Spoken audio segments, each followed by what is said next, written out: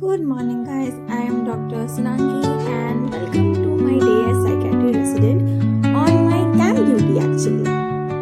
तो हम लोग इस बस से जाने वाले हैं कैंप पे।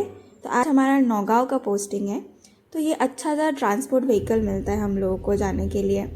और रास्ते में आप देख सकते हैं काफ़ी रूरल एरिया में जा रहे हैं, क्योंकि कम्युनिटी हेल्थ सेंटर में बेसिकली हमको जाना है। वेटिंग फॉर द भीड़, देखिए पहुंचते ही इतने सारे लोग ऑलरेडी वेट कर रहे थे। तो जाते ही हम लोगों ने ब्रेकफास्ट किया था और थोड़ा इंट्रोडक्शन, जैसे साइको एजुकेशन बोलते हैं पेशेंट को, वो जो नर्सिंग टीम है और सीपी टीम है वो देती है। फिर हमको लंच मिलता है खाने के लिए, चिकन वगैरह प्रोवाइड करते हैं, बहुत अच्छा सर्विस रहता है। ये बाहर का व्यू है।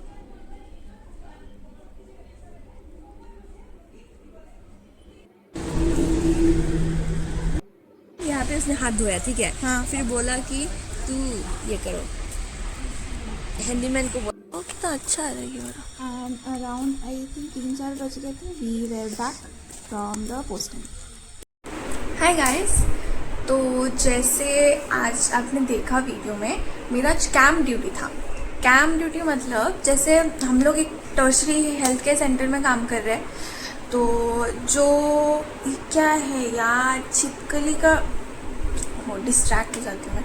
हाँ, तो जैसे टर्शरी हेल्थ केयर सेंटर्स है, वहाँ से कुछ आउटरीच प्रोग्राम्स जैसा होता है, मतलब कि कम्युनिटी हेल्थ सेंटर्स होता है। तो हफ्ते में मान लीजिए कि हर मतलब दिन में एक वीक में, जैसे वेडनेसडे को नौगांव होता है, नौगांव में जाते हैं। I think second week of every month में होता है। सूतिया करके एक जगह है जहाँ पे ट्यूसडेज को होता है।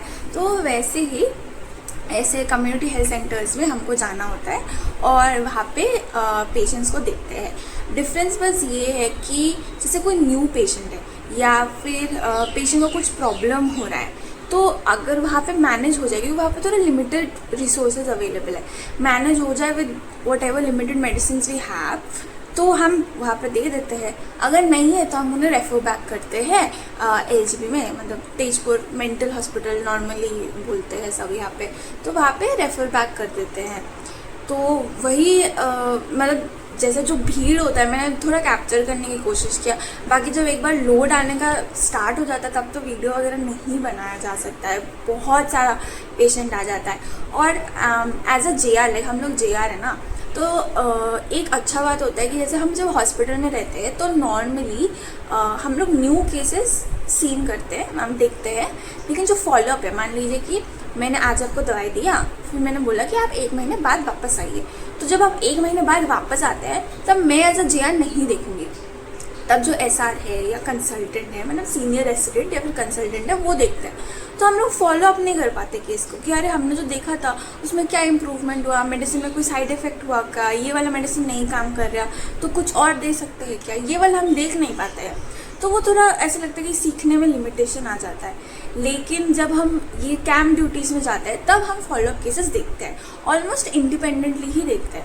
अगर कुछ डाउट है तो हमारे साथ सीनियर रेसिडेंट रहते हैं, हम उनको पूछते हैं कि सर ऐसा ऐसा है या मैम ऐसा है, चेंज कर सकते हैं क्या। तो वो एक अच्छा चीज़ लगता है कि इंडिपेंडेंटली थोड़ा सा मेडिसिन ले सकते हैं वहाँ पे, तो सही रहता है, थोड़ा फ्री हैंड लगता है।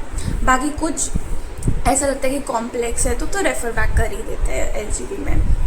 और अभी ग्रुप पे मैसेज आया है कि जो लोग फ्री है वो ब्रह्मपुत्र के किनारे चलेंगे। तो अगर आप कभी भी तेजपुर आए हो या फिर आपको तेजपुर के बारे में पता है या फिर आपने मेरे वीडियोस देखे हैं, तो आपको पता होगा कि एक कालिया भूमोरा ब्रिज है जो ऐसे क्रॉस करके आप ऐसा तेजपुर की सिटी की तरफ जाते हैं।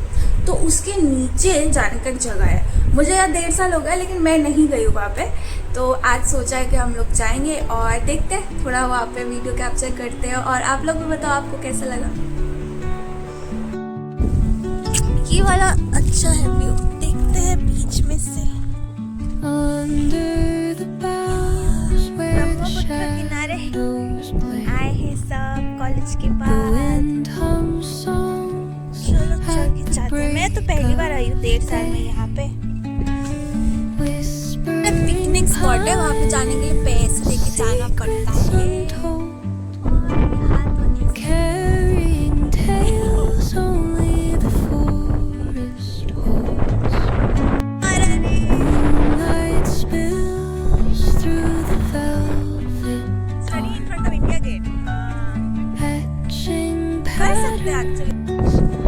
leaving its mark.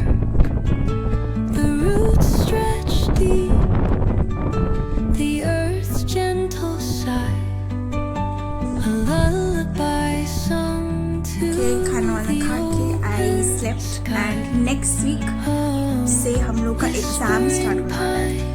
तो एक्चुअली जिन लोगों को पता है पीजी में क्या होता है कि सिर्फ जो मेन है वो एक ही एग्जाम है जिसका मार्क्स एक्चुअली काउंट होता है, वो एक ही होता है। जो फाइनल 3 साल का कोर्स है ना पीजी, तो फाइनल थर्ड ईयर में जो एग्जाम होता है एक एग्जाम वो पास आउट करो और you are done with it. तो नॉर्मली कॉलेजेस में एग्जाम्स नहीं होते, पर हमारे कॉलेजेस में सेमेस्टर्स लाइक एवरी 6 मंथ होता है to get you a hang, like a practice of कैसे क्वेश्चंस आ सकते हैं, वाइवा में क्या क्या पूछा जा सकता है। तो although we very much crib about it, exam देना है, पढ़ना है, बट लॉन्ग रन के लिए अच्छा है, we also know that. But obviously रोना तो फितरत में है सब स्टूडेंट्स का। तो क्या होता है कि एक थियोरी एग्जाम है, मतलब रिटन एग्जाम है, एक होता है केस प्रेजेंटेशन। जो जैसे ओपीडी में जो भी पेशेंट आएगा, केस आएगा, वो हम केस लेंगे और अपने प्रोफेसर को जाकर प्रेजेंट करेंगे और वो उस केस रिलेटेड क्वेश्चंस पूछेंगे कि जैसे मेरा अभी जीरियाट्रिक पोस्टिंग चल रहा है, तो मान लो कि अल्जाइमर्स आया, तो अल्जाइमर्स को कैसे मैनेज करोगे, क्या क्या मेडिकेशन दोगे, कितना डोज तक देना है, कब तक देना है, वगैरह वगैरह ये सब। और उसके बाद होता है वाइवा, जो कि मेरा मोस्ट ड्रेडफुल है। उसमें ऐसा एक राउंड टेबल होता है, ऐसा मान लीजिए 5-7 कंसल्टेंट बनते हैं, ऐसे चारों तरफ से ऐसा फायर फायर फायर क्वेश्चन होने लगता है।